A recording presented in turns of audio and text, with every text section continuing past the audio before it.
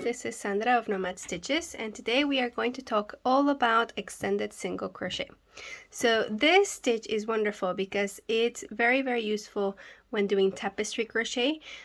It's a lot easier than waistcoat stitch, and the stitches are aligned pretty well, so the image is relatively clear. This is an example of one of my patterns that use extended single crochet. This is the Ailyak pullover, and it is in my book Colorful Crochet Knitwear. This pullover is all done with extended single crochet, and the best way to do color work with this stitch is by doing it in the round. So this swatch is all in the round, and this is what it looks like at the back. So it's obviously not as neat at the back as in the front. So today we're going to learn how to do extended single crochet and how to do color changes in extended single crochet. So I'm working on the same chart that I used in this swatch, but I've done the colors a little bit differently. So I'm going to put the chart over here for you to follow with me.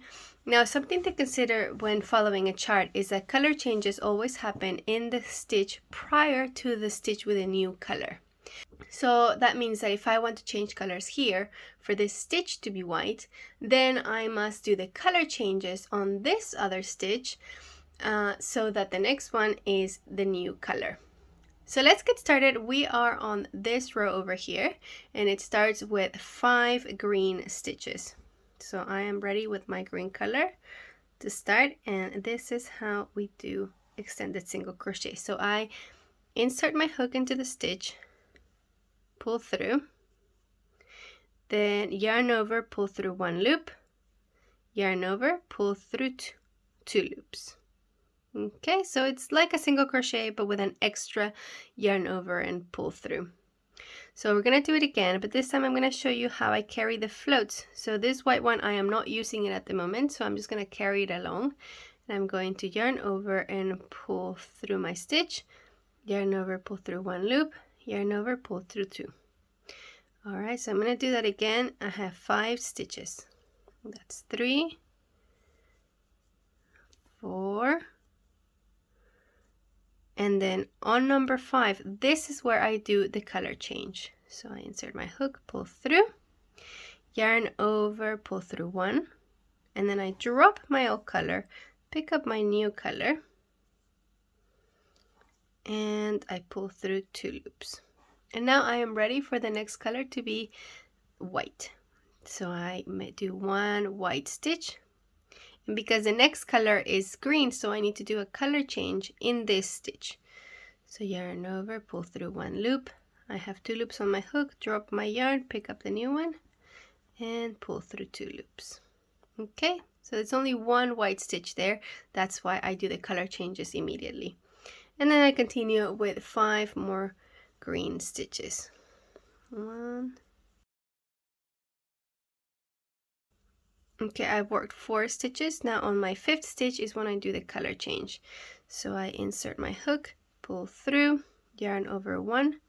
Now a lot of people ask me which way should I take the color so that they don't continue to twist. Now all I want to do is to identify how my yarn is ordered. So as you can see, my white one is kind of in the back and the green one is kind of at the front. So all I'm going to do is continue keeping them in that order. So if I'm going to pick up the white, I'm going to pick it from behind. And then on the next one, I'm going to change to the green. And instead of picking it from behind, I'm going to pick it from on top, from the front. And that's it. And that helps eliminate any twisting of your yarn and keep things nice and neat. It doesn't really make any difference when it comes to the final product, but it just makes life a little bit easier. So I'm going to show you again with the color change here. Now I'm going to pick up the white from the back. And then for the next one, oopsie. Let me do that again. I know that the green goes at the front, so I'm just going to pick it up from the front over here. It's a very subtle thing, but that just keeps things a little bit more organized.